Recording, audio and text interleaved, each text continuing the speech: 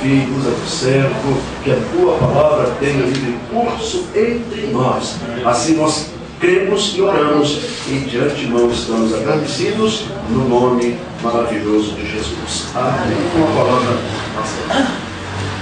Obrigado. A paz do Senhor, meus irmãos. Amém. Amém. Deixa eu só pegar meu óculos. E sem óculos, quando a gente chegou aos 50, é difícil. Vamos abrir nossas Bíblias. O pastor já orou. No livro de Marcos, nós vamos estar lendo alguns versículos que se encontram em Marcos, capítulo 5. Os irmãos podem ficar sentados. 21º, 43º versículo. Nós chamamos o livro de Marcos, o livro de Mateus, o livro de Lucas, livros sinóticos. Eles têm as mesmas histórias em comum. E a história que nós vamos estar lendo agora, ela se encontra nos 3 livros. Vamos lá, Marcos 5, 21º ao 43º versículo.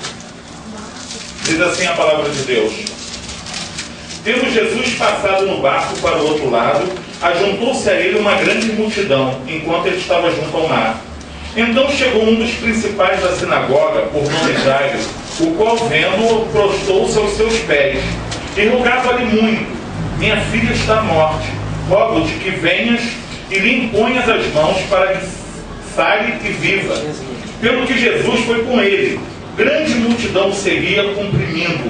Certa mulher que havia 12 anos tinha uma hemorragia e que havia padecido muito à mão de vários médicos e despendido tudo que tinha, sem contudo nada aproveitar. Pelo contrário, muito a pior.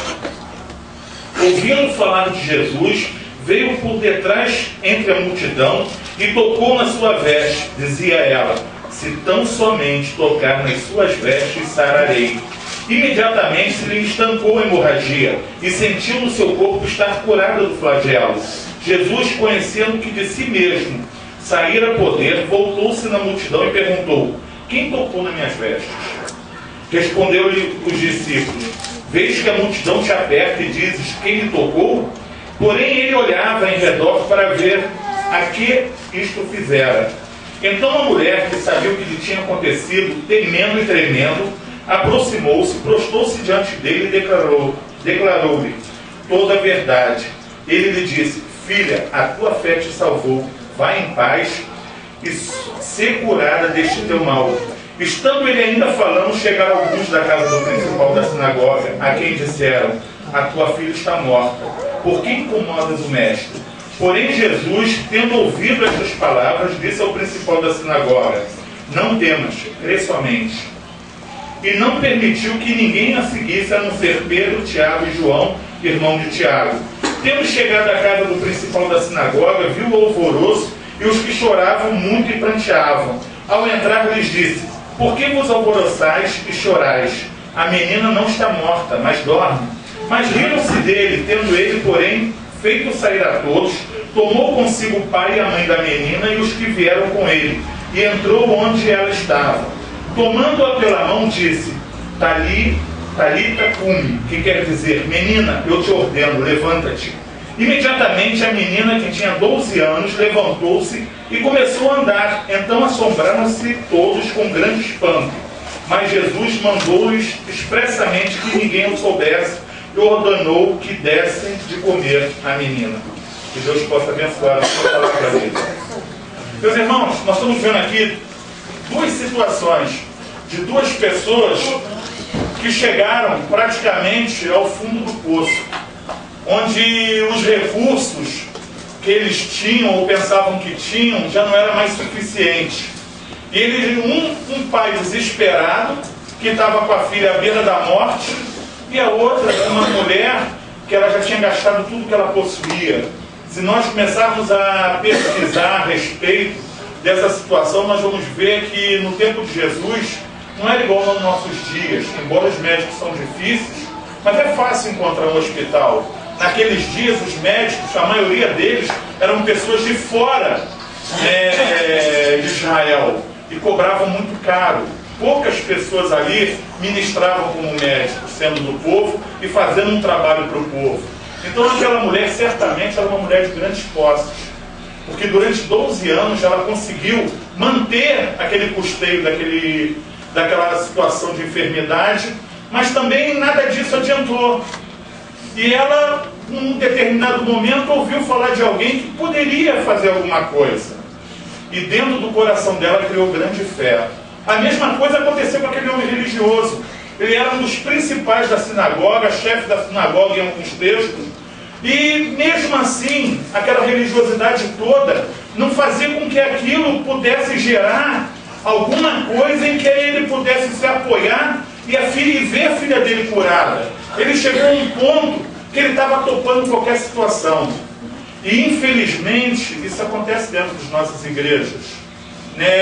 A Bíblia diz que os homens do passado, eles tinham as mesmas necessidades que nós nos dias de hoje, as mesmas emoções, não tem nada diferente.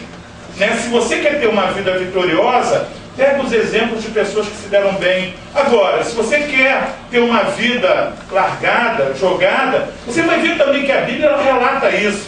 E uma das coisas que eu acho mais importantes na Bíblia é que ela não esconde o pecado de ninguém. Mesmo algumas pessoas alcançando a salvação, alcançando a vitória, ela mostra que eram homens, como qualquer outro. Então não tem diferença nenhuma. A palavra de Deus diz que todos pecaram e destituídos estão da glória de Deus. Não há um justo sequer. Mas a palavra de Deus ela diz também uma outra coisa, que eu acho maravilhoso. Ela fala que o mundo aguarda com grande expectativa a manifestação dos filhos de Deus. Eu, no decorrer dos últimos 2 anos, que eu sou professor de escola bíblica dominical, que eu venho ministrando, eu venho falando isso. Gente, vocês têm que acordar, nós temos que acordar como crentes, que os campos estão prontos. Isso já no tempo de Jesus ele falava. Olha, os campos estão prontos, pode começar a colher. O problema é que muitas das vezes a gente não se move, a gente está preso dentro das nossas religiosidades, preso dentro dos nossos mundinhos, e as coisas não acontecem. Não acontecem para aqueles que ficam parados. Porque as pessoas, quando elas começam a andar, começam a fazer, elas vão ver que Deus abençoa. Que é isso que Deus quer. Deus quer abençoar. Deus quer abençoar. E Ele quer abençoar muito mais do que nós imaginamos. O problema é que a gente imagina muito pouco, porque a nossa fé é muito pequena. E se a nossa fé fosse do tamanho do grão de mostarda, nós diríamos a esse monte: levanta-te e passa para lá. Eu não sei se eu conseguiria ter fé suficiente para que isso acontecesse. Então, quando a gente começa a olhar para dentro de nós mesmos, nós começamos a ver como é difícil as coisas. Nós temos a mania de pensar que dentro da igreja está tudo bem. E às vezes dentro da igreja muita coisa está acontecendo que não tem nada bem. Eu vou dar um exemplo aqui, não ia nem falar sobre isso, mas eu estava aqui na hora que a irmã estava louvando, começou a me vir a lembrança do meu pai. Aí eu falei, caramba, lá vou eu ter que falar isso de novo. Mas se Deus me mostrou, eu não posso fazer nada. Eu vou contar aqui um caso de uma situação que eu já era crente, já era professor de escola bíblica dominical, mas eu não gostava do meu pai. Meu pai era uma pessoa que, se ele não falasse todos os palavrões do mundo, ele inventava. Ele era um cachaceiro, que trazia um terror para dentro da casa da minha mãe, que a gente não conseguia viver. Eu tenho que falar aqui alguma coisa também, que talvez alguns irmãos vão se espantar. Mas eu pedi a Deus que ele morresse, que ele não chegasse em casa. E quando ele chegava em casa, a casa estava assim, tranquila. Ele chegava, virava um inferno. Eu já não falava com meu pai há alguns anos. E muitas das vezes, eu via ali na palavra de Deus, na promessa de que a nossa família seria alcançada por Jesus. E eu não conseguia ver, na situação da minha família, principalmente que a gente veio para o Candomblé, e infelizmente minha mãe e meus irmãos ainda estão no Candomblé. Eu tenho um irmão que é homossexual também, vivem uma vida totalmente fora, eles sejam resgatados. Mas Deus mostrou para mim que isso é possível. O meu aniversário é no dia 30 de setembro, do meu pai era dia 1º de outubro, e da minha irmã dia 3 de outubro. Nós comemorávamos os 3 dias juntos. E eu lembro que, quando nós éramos crianças, era uma alegria. Mas depois que meu pai começou a beber, tudo mudou. E aquela data, que era uma data de alegria, virou uma data de tristeza. E no dia do meu aniversário, eu fui até a casa da minha mãe, que eu já estava casado, eu estava fora de casa. Eu dava graças a Deus por isso, de não estar ali naquele meio. E eu fui lá na minha mãe, né, entrei rapidinho, porque por acaso meu pai estava em casa, e eu não queria me deparar com ele. Aí minha mãe veio, me beijou, me deu um feliz aniversário. E na hora de eu sair, me deu um troço assim de eu passar na sala onde meu pai estava vendo televisão. E eu passei assim, aí meu pai continuou vendo televisão, fingiu que nada estava acontecendo. Aí eu fui embora para casa e falei assim, poxa, mais um aniversário que eu passo nessa situação, porque não tem como o Espírito Santo não te incomodar quando a gente está errado. Porque eu, como crente, né, odiava meu pai. Como é que isso poderia ser algo de bom dentro do meu coração? Eu não suportava olhar para o meu pai. E eu lembro que eu peguei um ônibus, e quando eu estava passando ali em Auma, uma voz veio e falou assim, desce do ônibus. Aí eu fiquei olhando assim, descer do ônibus, estou ficando maluco, né? Estou ouvindo assombração. E a voz falou de novo, desce do ônibus. Aí eu falei assim, se o ônibus parar, eu desço. O ônibus parou no ponto, que eu tinha que descer. Aí eu tinha que descer, né? Descer. Aí falou assim, entra nessa loja, compra uma Bíblia para o teu pai, e amanhã você vai levar essa Bíblia para ele. E eu fiquei assim, caramba, como é que eu vou levar uma Bíblia para o meu pai que nem fala comigo, tem mais ódio de mim ainda por eu ser crente, né? Ele macumbeiro. Aí eu falei assim, mas a voz continuou. Eu tentando sair, a voz falando, volta lá. E eu entrei dentro da loja, comprei a Bíblia. Aí comprei um marcador de Bíblia, que era um esmilinguido, que ainda estava com o pezinho quebrado. E eu ainda botei uma mensagem ali para o meu pai, porque meu pai já estava com um problema no coração. Ele já tinha tido 2 infartos. O médico falou, do terceiro ele não passa. Aí eu vi que meu pai, a cada momento, estava piorando a saúde dele. Porque minha mãe me contava isso e alguns meus irmãos contavam também. Nós somos 5 irmãos. E eu comprei aquela Bíblia e fui para minha casa. Aí comentei com a minha esposa. Caramba, mas ó, se Deus falou, você tem que ir. Aí eu falei assim, não, eu vou, vamos ver o que vai acontecer. No outro dia eu fui na casa da minha mãe e eu achei que meu pai ia abrir a janela e aí eles uniam a Bíblia para lá de fora, então eu ia jogar em cima de mim. E eu, quando olhei para o meu pai, eu falei assim, pai, isso aqui é um presente pelo seu aniversário, feliz aniversário. Eu ainda beijei meu pai, mas eu fiquei com o pé atrás, já esperando vir alguma coisa dele também. E meu pai olhou para mim e falou assim, o que é isso? Eu falei, abre. Aí ele abriu, aí ele viu que era uma Bíblia e falou assim, você sabe que eu não enxergo direito, como é que eu vou ler isso? Olha o que saiu da minha boca. Pode deixar que eu venho todos os dias dando um pouquinho para o Senhor. A palavra de Deus diz que nós devemos abrir a nossa boca.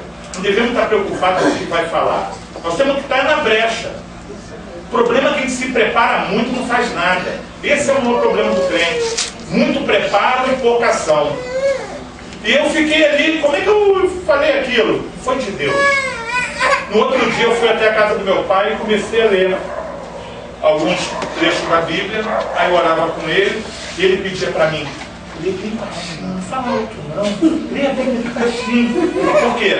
O prédio da minha mãe eram 6 apartamentos com 2 atrás. Todos frequentavam candomblé, umbanda, quimbanda, magia negra. Todos estavam na mesma situação. E meu pai tinha uma vergonha danada que, de repente, se eu falasse alto, o pessoal ia falar, ih, lá, o filho que virou crente já voltou ali e está evangelizando a família toda. E eu fiquei naquele período de alguns dias, lendo a palavra do meu pai, e eu ficava assim, por dentro, Deus começou a mudar meu coração. Não era o coração do meu pai só que estava mudando, não, era o meu. Porque eu não conseguia mais odiar meu pai. Eu comecei a lembrar de coisas boas do nosso tempo de infância. que eu já nem lembrava mais que tinha existido. E eu comecei a sentir amor pelo meu pai. E eu comecei a sentir saudade do tempo que nós vivíamos bem na casa, lá em casa. E quando eu ia ler o texto, só para vocês terem uma ideia, como todo mundo lá era macumbeiro, algumas coisas aconteciam. Numa das vezes que eu fui, eu tive até que pedir minha esposa para não ir mais. Porque os livros caíam, o fogão batia, a geladeira batia, as portas batiam, tudo rangiam, era barulho para tudo que é lado. E a minha esposa ficava nervosa com as coisas que estavam acontecendo. E eu falei para ela, olha, eu preciso me concentrar. Porque se você começar a chorar com as situações que estão acontecendo ao nosso redor, eu não consigo me concentrar. Aí eu falei assim, mas não é isso que eu tenho que estar falando para minha esposa. Eu que tenho que tomar uma posição. Porque o que Deus espera de nós é que tomemos posição. E no outro dia que eu cheguei, a minha primeira posição foi dar uma ordem àqueles capetas que estavam ali, transtornando a vida lá da minha família. Eu falei, ó, em nome de Jesus acabou a palhaçada aqui. Em nome de Jesus, parou. Eu não quero que aconteça mais nada no nome de Jesus. E toda força maligna que se levanta aqui agora cai por terra e sai no nome de Jesus. Gente, acabou o problema. O problema é que nós não tomamos posição. E a gente deixa o inimigo brincar com a gente, sabe? Parece que é uma coisa insignificante, mas é na coisa insignificante que ele vai entrando. E se ele aparecer vermelho de rabo, como muitos dizem, quem não vai sair correndo? Ele vem na sutileza. É na sutileza que ele vai entrando. Isso aí não tem nada a ver. Não tem nada a ver. Ele está entrando dentro das famílias, ele está acabando com as famílias. Porque são famílias da casa de Deus, não é família do mundo, não. Porque quando a gente começa a olhar, a gente vai ver, caramba, isso está acontecendo realmente na minha casa. E às vezes eu não estou dando conta. Às vezes são os nossos filhos que ficam vendo essas porcarias dessas novelas, na qual as pessoas que escreveram aquelas novelas não têm compromisso com a família, nem compromisso com Deus. Que são pessoas desviadas, pessoas que estão totalmente aquém da sociedade. E elas estão vivendo uma situação de depravação total, ao ponto de quererem que quanto mais gente viva dessa maneira, para que não sejam contestadas. É o que acontece nos dias de hoje. Você então, como é que a pessoa fala? Você tem preconceito. Não, não tem preconceito, eu tenho conceito. Preconceito é quando você não entende alguma situação e está tentando estabelecer algum conceito a respeito daquilo. Eu tenho conceito. Eu sei que essas coisas são abominações aos olhos de Deus. E a Bíblia diz que essas pessoas não entrarão no reino dos céus. Eu estive conversando com meu irmão, que é homossexual há pouco tempo. Ele ficou assim para mim, você é muito radical. Eu falei assim, eu não sou radical. Eu te amo como meu irmão. Mas eu não posso deixar de falar que se você não tiver uma mudança na tua vida, você vai para o inferno, cara. Não tem como fugir disso. Não sou eu que digo, não. É Deus que diz. E ele sente no coração dele, muitas das vezes, que aquilo não é normal. Só para vocês terem uma ideia, estou fugindo um pouquinho, mas já volto. O rapaz que vive com meu irmão, até os seus 16 anos, ele era crente, da Assembleia de Deus. A família dele toda era evangélica. Sabe qual é o nome dele? Jeová. O pessoal chama ele do apelido, que é Gel. E quando eu comecei a conversar com ele também, ele ficou aos prantos, chorando, e tem medo de ir para o inferno, mas não consegue sair daquela maldição. Não consegue. Mas Jesus consegue afastar ele daquilo. É só ele entregar o coração dele ao caminho. Porque se eu era macumbeiro, eu tinha raiva de crente, hoje eu estou na igreja pregando, por que Deus não pode fazer pelas outras pessoas? Se fez por mim, se conseguiu me alcançar, quantas coisas horríveis eu fiz. E Deus me alcançou, Ele pode alcançar qualquer um. Voltando para o meu pai, eu fiquei na dúvida se meu pai estava realmente entendendo o que eu estava falando, as coisas que eu estava ali lendo para ele. E eu pedi a Deus que me desse um sinal. Eu sou assim, sabe? Eu sempre peço a Deus sinal. Eu fico muito na dúvida às vezes das coisas, eu fico assim, Senhor, me dá um sinal. E pela misericórdia de Deus, Deus me atende. Eu estava na casa do meu pai lendo um texto, eu estava lendo um texto de Paulo, e de repente eu esqueci que eu estava lendo sobre Paulo. Não, que eu estava lendo sobre Jonas, e eu comecei a ler sobre Paulo. Aí meu pai na hora parou, vem cá, não vai entrar em outra história sem eu saber o que aconteceu com aquele cara que foi engolido pelo peixe. Aí eu olhei assim, na hora eu, caramba, Deus me respondeu. Ele estava entendendo e ele queria saber o final daquela situação. E aquilo me encorajou para fazer o apelo ao meu pai. E eu falei com ele, pai, eu aceito Jesus como teu Salvador. Ele falou assim, não, eu aceito. Eu falei assim, não, mas não é desse jeito. Porque desse jeito entra Maria, entra José, entra Pedro, entra todo mundo. E eu estou falando de Jesus, né? Porque só Ele pode salvar. Né? Não tem outro caminho. Eu sou o caminho, a verdade e a vida. E ninguém vai ao Pai se não for por mim, diz a palavra de Deus. E meu pai ficou naquela dúvida. Eu acalmei e fui para o outro dia. No outro dia, eu tinha orado mais, pedido a Deus misericórdia, discernimento, sabedoria. Eu tive pouca palavra, mas uma conversa bem franca com meu pai a respeito da Bíblia. Naquela hora eu senti que meu pai disse sim para Jesus. Quando ele disse sim para Jesus, eu me senti como se eu tivesse tomado banho. Sabe quando você está com peso, está cansado, e de repente parece que você tomou um banho, e você se revitalizou, tudo mudou na tua vida? Foi assim que eu me senti. E aí eu senti que meu pai tinha aceitado Jesus. Aí isso foi numa quinta-feira, na sexta-feira, por algum motivo, não me lembro, eu não pude ir lá. No sábado meu pai faleceu, de manhã. E uma das coisas que no enterro eu pude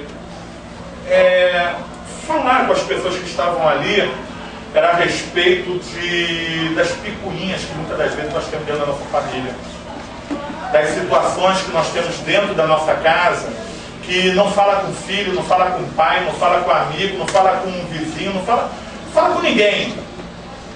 E a gente perde muito tempo, e o nosso tempo é muito curto. O nosso tempo, a própria palavra diz, é um piscar de olhos. Ontem eu estava conversando com meu cunhado e ele falou assim, você lembra que nós estávamos na varanda lá da nossa sogra, conversando, e você falou assim, caramba, eu já estou com 36, e agora? Eu já estou com 50. E eu falava, quando eu estava com 36, que eu achava que já tinha idade de montão. O tempo voa. Eu falei, eu nem lembrava disso, aí parece que foi ontem. Então o tempo de se acertar em casa, principalmente, é agora. Ah, é bom nós vivermos em união dentro da casa de Deus? Claro que é bom. Mas tem marido que não fala com mulher dentro da casa de Deus. Né? Tem filho que não fala com o pai. Tem filho que não fala com a mãe. Né? E está dentro da casa de Deus. E muitas das vezes está igual a mim. Está igual a mim. Pregando, dando aula, falando. Eu fui do grupo de louvor e eu não falava com meu pai. Sabe por quê? Porque as coisinhas assim vão entrando e você não vai percebendo. Quando você percebe, né, você já está num emaranhado que fica difícil. Aí por isso que tem muito crente na dúvida se realmente tem a salvação ou não. Isso é um cúmulo, mas acontece. Você chega numa classe e pergunta para as pessoas, tem certeza da tua salvação? O cara olha para você, não. Você está há quanto tempo na igreja? 30 anos, 40 anos. Quantos cargos você tem na igreja? Um monte deles que não tem certeza da salvação. Isso acontece na casa de Deus, gente. Está acontecendo nos nossos dias. Isso tem que começar a mudar. Porque o mundo aguarda com grande expectativa a manifestação dos filhos de Deus. O mundo lá fora está nos olhando. Eu lembro que eu desci uma vez na minha rua e um casal, amigo nosso, chegou para mim e falou assim, rapaz, eu sempre converso com a minha esposa e a gente fala do exemplo que é você como marido com a tua esposa. Quando vocês saem junto de mão dada, quando eu vejo vocês... Aí na hora eu fiquei assim, caramba, poxa, tá fazendo efeito, né? Aí logo depois eu desci a rua, eu fiquei assim, caramba, eu só vivo brigando com a minha esposa. Eu dou um exemplo tremendo. Se ele morasse 3, 4 casas da minha, ao invés disso, se ele morasse do lado, Ele estaria escutando quantas vezes eu brigo com a minha esposa. Então, será que ele falou aquilo brincando para me gozar? Ou ele falou aquilo como uma coisa certa? Dá para a gente pensar. Então a gente tem que começar a olhar para dentro de nós. A gente quer mudança na vida dos outros, mas tem que começar a mudança em casa.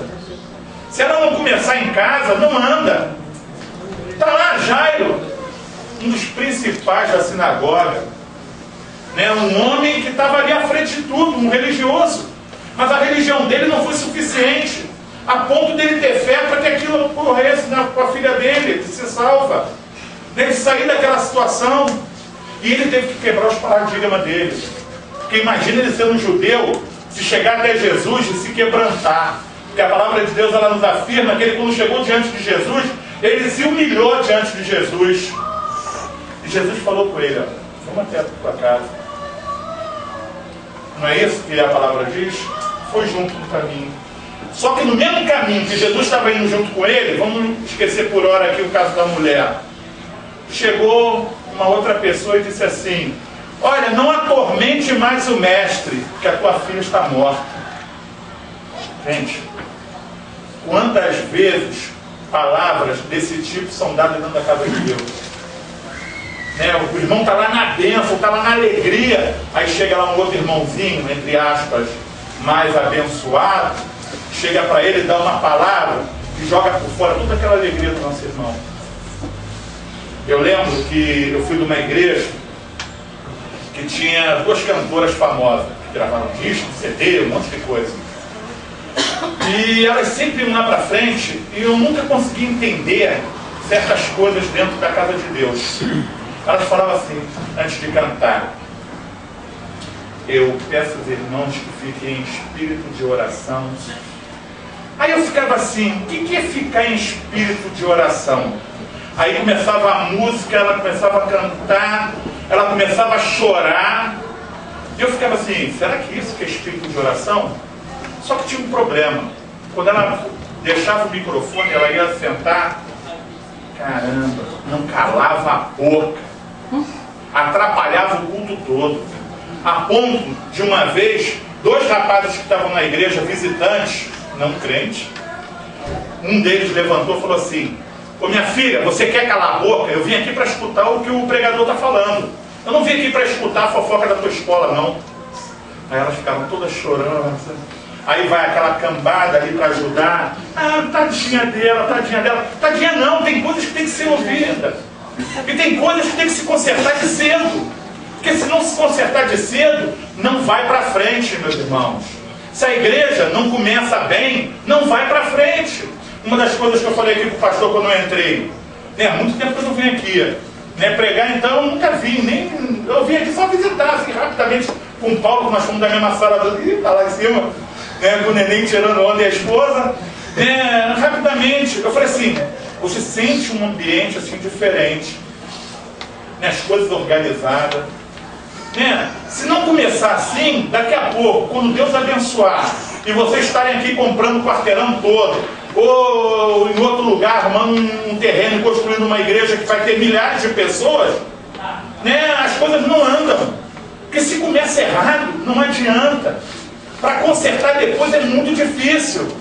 E as duas meninas lá, elas já estavam num grau muito difícil, porque elas se achavam a toda poderosa. Cantava em MK, cantava nisso, cantava naquilo, né? O que uma pessoa poderia falar para abalar o ego daquelas meninas? Então fica difícil, meus irmãos. Esse homem aqui, ele se quebrantou. Aí o irmão chegou, ó, não atormenta mais o mestre. A tua filha está morta. Mas Jesus deu uma palavra que matou tudo aquilo que o outro poderia ter falado, a mais ou a menos. Vou voltar para o óculos.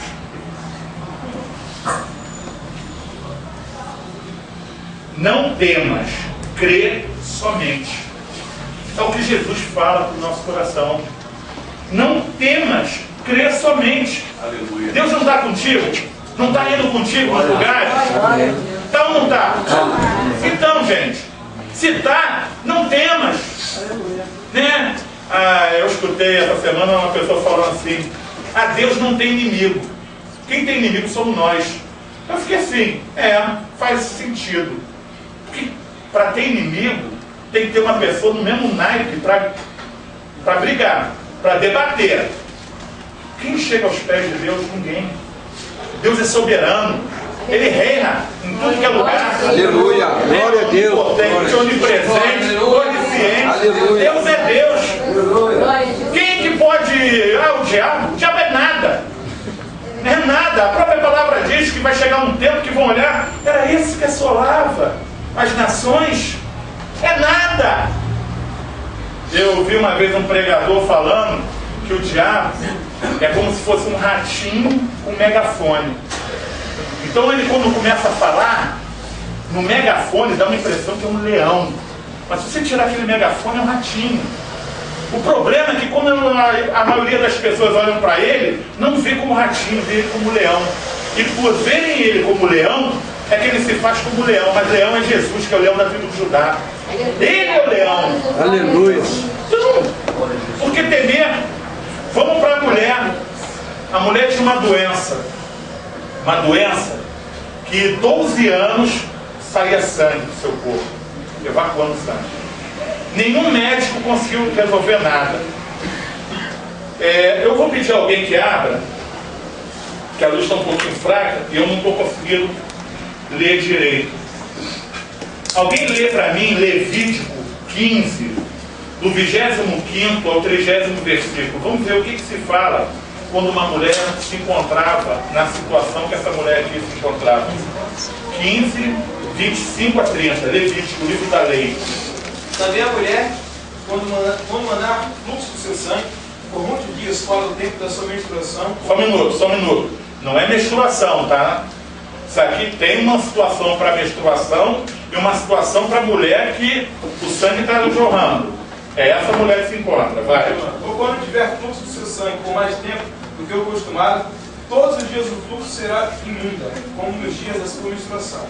Toda a cama sobre a que se deitar durante os dias do seu fluxo será como a cama da sua menstruação, e toda coisa sobre que se assentar será imunda, conforme a impureza da sua menstruação. Quem tocar esta será imundo, portanto lavará suas vestes, banhar-se-á em água e será imundo até a tarde. Porém, quando lhe cessar o fluxo, então se contarão 7 dias, depois será limpo. Ao 8º dia, tomará 2 rolas ou 2 pombinhos e os trará ao sacerdote à porta da tenda da congregação. Então, o sacerdote oferecerá um para o perdão do pecado e outro para o holocausto. O sacerdote fará por ela expiação do fluxo da sua impureza perante o Senhor. Amém. Obrigado, meu irmão. Então, olha a situação da mulher. Além de estar com a doença, o sangue saindo, provavelmente era uma mulher fraca, uma mulher magra, que o sangue vai saindo. Pega essas pessoas que têm esse tipo de problema nos dias de hoje, independente de ser mulher ou homem. São pessoas muito fracas, 12 anos padecendo disso. Ainda tinha toda a imposição da lei. Era considerada uma pessoa imunda. Imagina o psique dessa mulher. Talvez por isso, no seu coração, ela tenha falado assim: se eu apenas tocar nas vestes, não vou tocar em Jesus, porque se alguém me ver tocando em Jesus, Jesus vai se contaminar. Porque ela não sabia quem era Jesus. Ela não sabia que Jesus não poderia nunca se contaminar. Aquela doença, ela tocou apenas na veste. Quando ela tocou na veste, a fé dela foi tamanha que saiu virtude de Jesus. E Jesus sentiu que alguém o tocou de uma maneira diferente. O que está faltando na casa de Deus é pessoas entrando no Santo dos Santos com ousadia, como diz a própria palavra, e tocando em Jesus de maneira diferente. Se nós nos humilharmos realmente e nos colocarmos na brecha, Deus é Pai, gente. Ele vai olhar para nós e vai modificar a nossa vida. Quantas pessoas da igreja precisam ter vida modificada? E eu estou falando para essas pessoas mesmo, que eu também me encontro nessa situação, me encontrava mais ainda antes, e a todo momento, porque se eu não der uma brechinha, eu caio. Ninguém aqui é suficiente a ponto de dizer que não vai cair nunca. Quantos famosos aí, pastores, né, que pregavam pelo planeta todo aí, pessoas super conhecidas, hoje desapareceram. Né? Ah, desapareceram por quê? Porque caíram? Não, porque não conseguiram se levantar. Porque Deus, Ele levanta os caídos. Né? E eu creio que se você se arrepender realmente das situações que você esteja fazendo, Deus pode te levantar novamente, pode te dar muito mais do que tinha. Olha o caso de Jó. Né? Jó é um homem riquíssimo. Né? Ele perdeu tudo. E depois Deus restituiu muitas vezes mais. Por que ele não pode fazer isso por nós? Vai dizer que Deus amou mais a Jó do que a nós? Ah, o amor de Deus está condicionado? Né? Não. O amor dele é incondicionado. E tem mais. A palavra de Deus diz que Deus amou o mundo de tal maneira que deu o seu Filho unigênito, para que todo aquele que nele crê não pereça, tenha o quê? A vida eterna. O amor dele não é só para nós, não. O amor dele é para todo mundo que está ao alcance da nossa voz. Há pouco uma senhora chegou ali naquela janela, né? A gente vê que é uma pessoa assim humilde, de repente veio daqui de trás, né? Deus amou ela também. Deus ama todos. Deus não faz acepção de pessoas.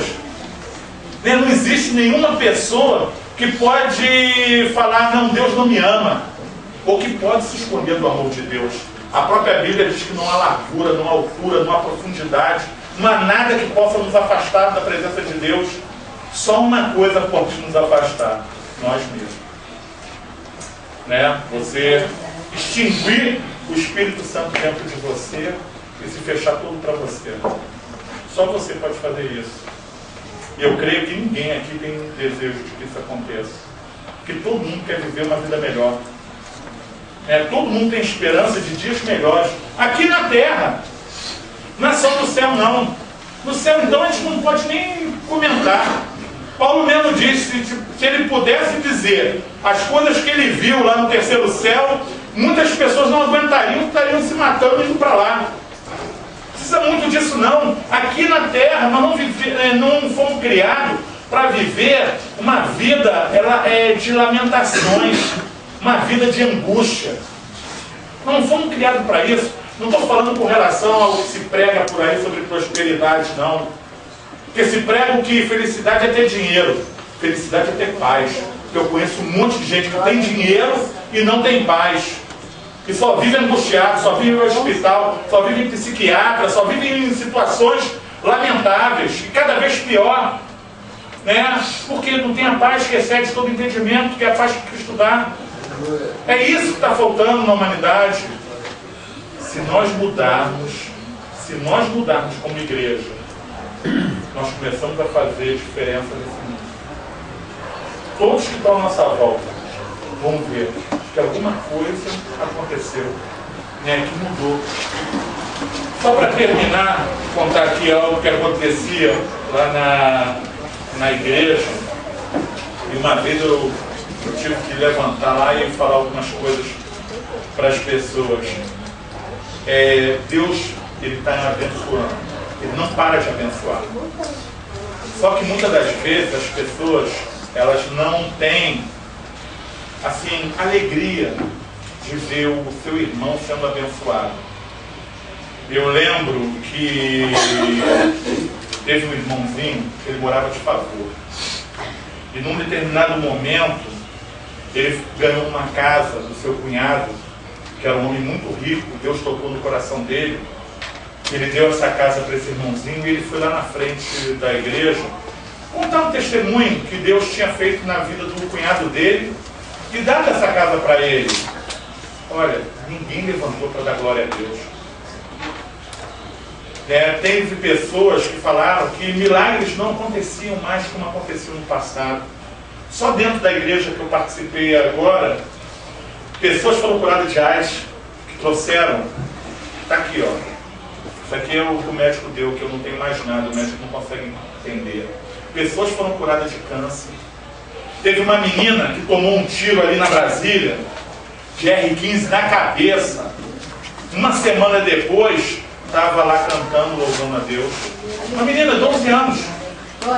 Tomou um tiro na cabeça, a mãe dela olhou ela caída, que teve um tiroteio ali na porta da Brasília, levaram para o hospital, falaram que ela estava com dor de ouvido no hospital, mandaram para casa.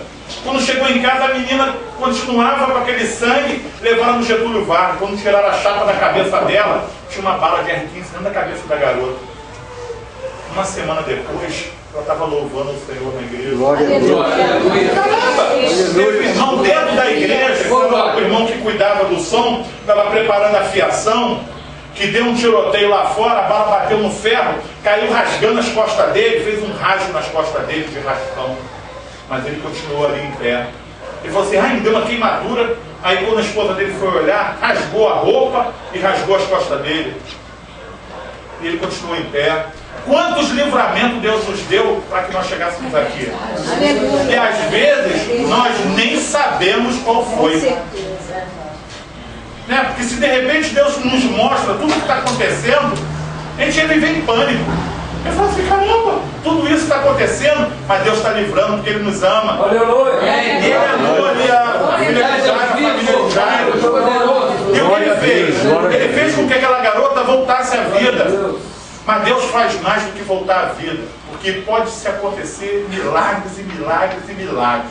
Mas se a pessoa for para o inferno, nada adiantou. De nada adiantou. Né? O que adianta? Eu fui curado de AIDS, mas morri sem Jesus. Não adiantou de nada. Viveu mais um tempo aqui na terra, perdeu as oportunidades e foi para o inferno. Eu fui curado de câncer, mas morri sem Jesus. Vai para o inferno. Né? Tem uma passagem aqui da Bíblia que ela fala sobre os 10 leprosos. Jesus passando por Samaria, existia aquela rixa do judeu com o samaritano, do samaritano com os judeus. Eu ia até entrar um pouquinho e falar sobre isso, mas depois pergunta ao professor de escola bíblica que ele vai saber dizer, por causa daquela rixa. E só que, embora envolvia a rixa entre os próprios judeus, mas na hora da doença, todo mundo era igual. O judeu com o samaritano andava junto, doente, o leproso. Não ficava, eu sou judeu, você é samaritano. Não, é leproso.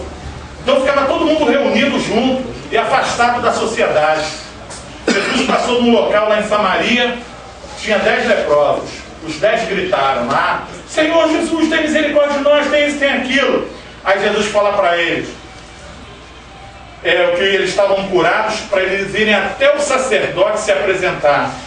Porque no modelo judaico, a lepra era algo que vinha da infidelidade a Deus, era um castigo de Deus para o povo, que só Deus poderia tirar.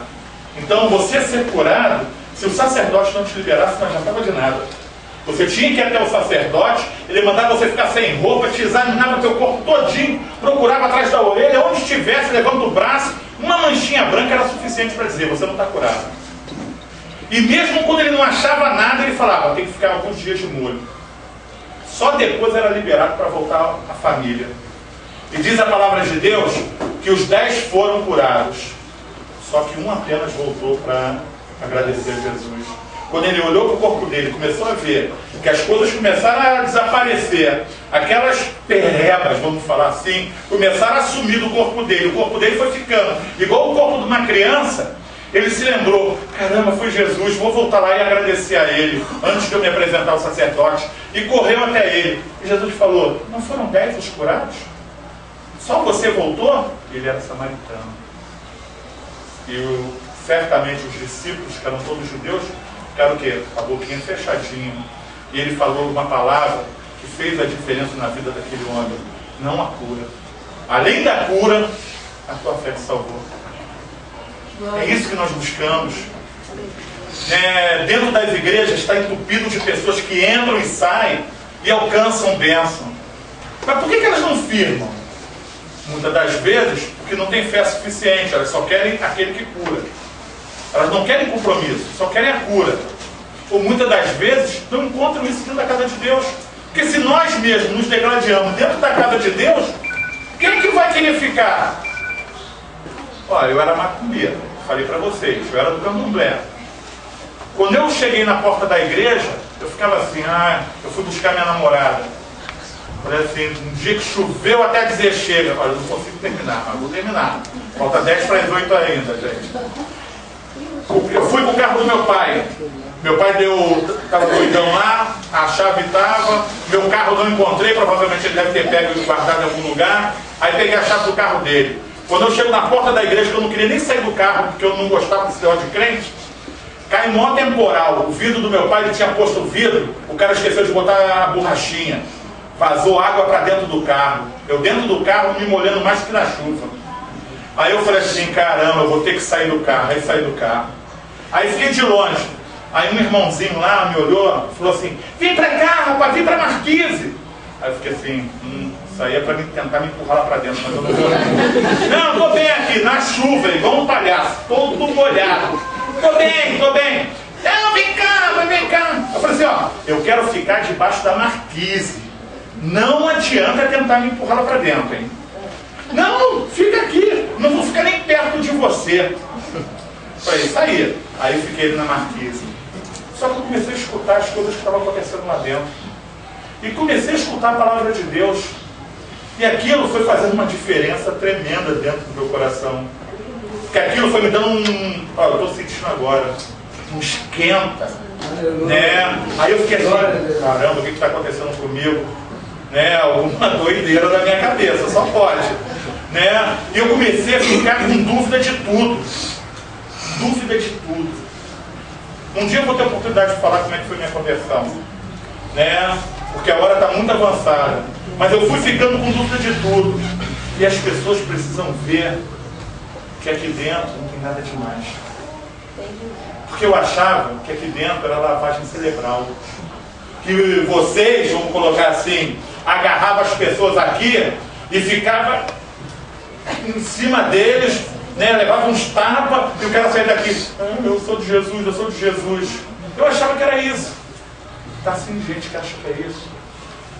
Mas quando as pessoas entrarem e verem que não é nada disso, que Deus é tão infinitamente mais do que eles imaginam ou pensam, as coisas começam a mudar. Né? Pelas nossas atitudes, né, nós vamos ver que milhões vão vir do Senhor. Você não está abrindo a boca para pregar, não. Tem gente que fala assim, eu não sei pregar, eu não sei falar. Faz nada, fica calado. Só tua atitude vai fazer diferença. Um certo, vou fechar a Bíblia para acabar. Um certo pastor não, professor, foi convidado para dar aula no Japão. E foi pedido a ele que não se falasse de Jesus. Porque ele estava sendo pago, e muito bem pago, para dar aula. Ele não estava ali para falar da religião dele. E esse homem aceitou o convite e foi para o Japão. Ficou um ano lá. Quando acabou um ano, muitos alunos dele se converteram a Jesus. Alguns viraram até pastor, né, com o decorrer dos anos. E o diretor daquela instituição chamou ele lá e falou assim, o que nós te falamos? Que você não poderia abrir tua boca. Aí ele falou assim, não, mas eu nunca falei de Jesus. Eu sempre vim aqui, dei a minha aula e fui embora para casa. Eu nunca conversei com os alunos a respeito de nada. E eles não concordaram com aquilo e chamaram os alunos para interrogatório. E os alunos falaram, olha, nós começamos a olhar a vida dele e olhar a vida dos nossos pais dentro de casa. E nós vimos que nele tinha algo especial. E começamos a buscar e descobrimos que ele era evangélico. E nós começamos a querer esse mesmo Deus que agia na vida dele, que agisse na nossa vida também. E as pessoas começaram a se converter. Pelo ato, ele não falou nada, apenas atitude. E muitas das vezes nós estamos preocupados. Eu não posso abrir minha boca porque eu não sei falar, eu não fiz seminário, eu não fiz isso, não fiz aquilo. Gente, só precisa ficar na brecha. Ora a Deus de manhã, quando vocês saírem de casa. É porque é o que eu estou pedindo também. Senhor, tem misericórdia de mim, para que as pessoas me vejam e me vejam como pequenos cristos, como acontecia no passado. Porque os cristãos eram reconhecidos como pequenos cristos. Eu quero me assemelhar ao Senhor. Eu não quero ficar distante. Eu não quero que as pessoas tenham dúvida, né, do Deus a qual eu sirvo. Se isso começar, eu tenho certeza que, olha, vocês vão ver o que é avivamento. Às vezes a gente fica esperando, o avivamento vai acontecer no Brasil, o avivamento vai acontecer nisso, vai acontecer naquilo. Só depende de nós, só de nós. Que Deus possa abençoar tudo aquilo que foi dito, né, e que realmente Ele venha modificar cada vez mais e mais os nossos corações. Obrigado pela oportunidade. Aleluia, glória a Deus.